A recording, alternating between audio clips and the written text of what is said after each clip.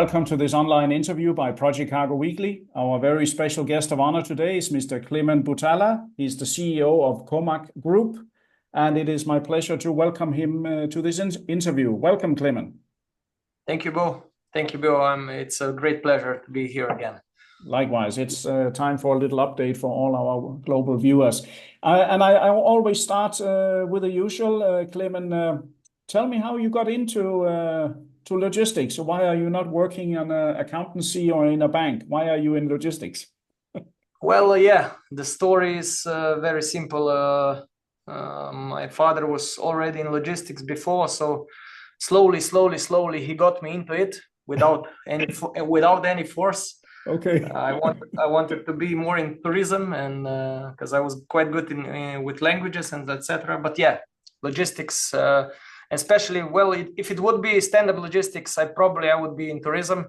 But since it was, let's say, this is what we do, Project Cargo, and this is something that has no standards, yeah. So it changes every day. That's what got me, yeah. I like my days like this, so I don't like them standard, and this is also how I like my job. Okay, that's a very clear and good answer. And as we say, life is never boring in our field. So I suppose that's what attracts us. What can you tell our viewers about today's Comark Group? I mean, you are have a good reputation, I know, worldwide. But what can you tell our viewers? Where are you now? What's your organization like right now? Yeah, so Comark as a group is 100% family owned. So it's owned by family Butala, so me, my father, and my sister, and the main head office is in Slovenia, so which is mostly known, let's say, worldwide for the port of Koper, which is a great port to be used.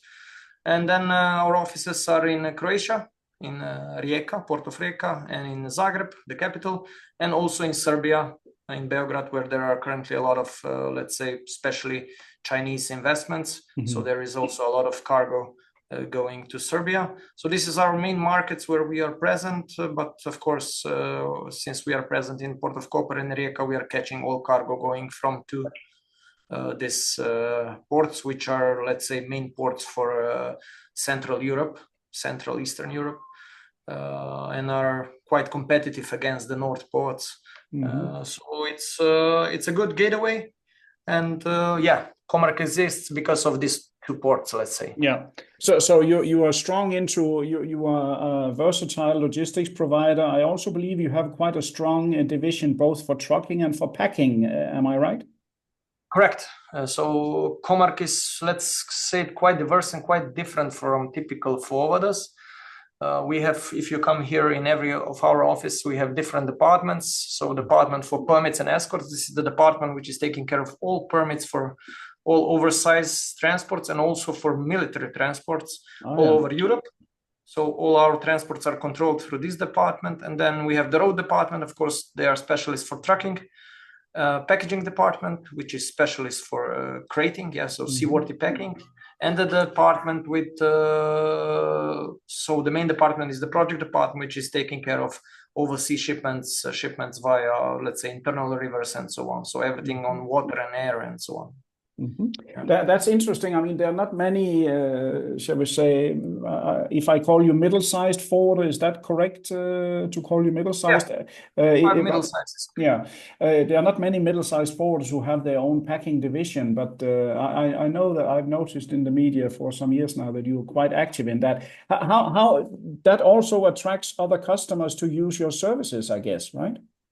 Of course, yeah. I mean, you know, we who do out of gauge cargo, mostly we use flat racks, break bulk vessels, and so on. And for this kind of type of shipments, cargo needs to be packed.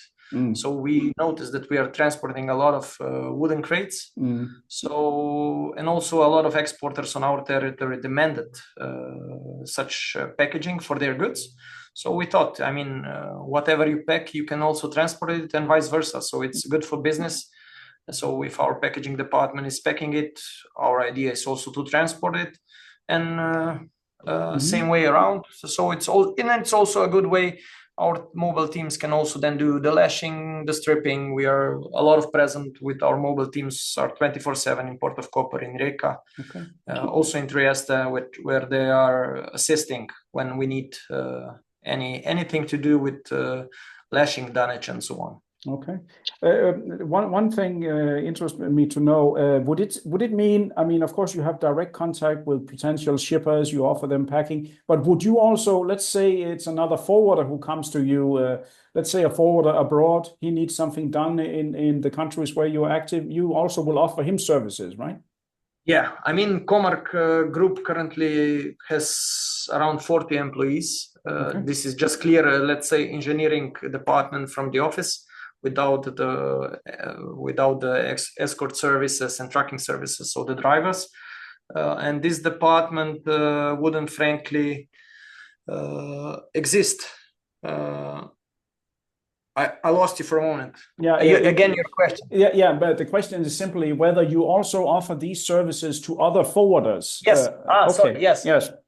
I'm talking too much, then I get lost. No problem. So yeah, that's what I wanted to say. On this market in Slovenia, Croatia, and Serbia, I mean, I don't need 40 people for this market for project cargo, because we are really only project cargo orientated. So for that, maybe I would need like 10 people. And that's what I wanted to say, that our main clients are actually forwarders. Yeah. So 70% of our business we are doing actually through forwarders global. So we are always their extended hand on this, let's say, Central Europe, and the mostly known word is also, let's say, ex-Yugoslavia or Balkan territory. So we are supporting the global players in this territory and being their extended hand, because we have the knowledge. So when they give the job to us, they know that the job will be finished and that they will get replies, and all the knowledge at Comark is in-house. So it's not really forwarding. Yeah. So I also don't like the word forwarder, because we are not forwarders. We are project logistics engineers. Yeah, because we have the knowledge in house, so also the answers come directly from our team here. Yeah. So we don't need to ask the truckers directly. We don't need to ask the packers directly. We don't need to ask even the ocean carriers, because we know most of the answer. Let's say 99% of the answers we already know. Yeah, no, but that's cool. You are very independent. And speaking of the ocean carriers, you know that some of the ocean carriers nowadays, they want to do everything. They want to at least claim they can. What do you think about that? Know, yeah, I know that, and I also know your opinion about that, and yeah, but if we really calm down and think about it, they're right. I mean, they are private companies. They decided to attack the market like this. I think it's their right to do. If this will be good or not, only time will tell. But that's why also Comark wants to invest more and more money and everything into knowledge, because knowledge will keep us different from the normal things. Yeah. So that's why we want to do the out of gauge cargo, military cargo, government defense cargo, because it's hard to put it in a jar and say, yeah, the rules are like this, you know. Yeah. The rules in project cargo change daily, weekly, monthly. Every situation is a new situation, so it will be hard for the big ones to put a standard on it. And if you can't put a standard on it, it will be quite problematic also for them to do it. Yeah. Yeah, but that's exactly right. You have a good niche there, and I mean, nobody can beat them for 2,000 container that are all the same, but we can do it for smaller things and out of gauge. Yeah. You mentioned Serbia and a lot of Chinese investment, and of course you belong, let's say, to ex-Yugoslavia, all the countries in your region there. Does it mean, I mean, whether you do trucking to Serbia, trucking to Trieste, or anyway, it's all the same. It's one market, or are there any complications regarding Serbia? That's a everyday business for you? Serbia is everyday business for us. No bigger complication. I mean, it's known. So Serbia is not the part of European Union. Right. So there is a border between. So that just means it takes a little bit longer to arrive there. But everything else, it's is quite good organized. So the market is free. Also their infrastructure is getting better and better every day. So especially with all the Chinese investments, also the roads are being built, the new railway connections are being built. So Serbia is developing quite fast.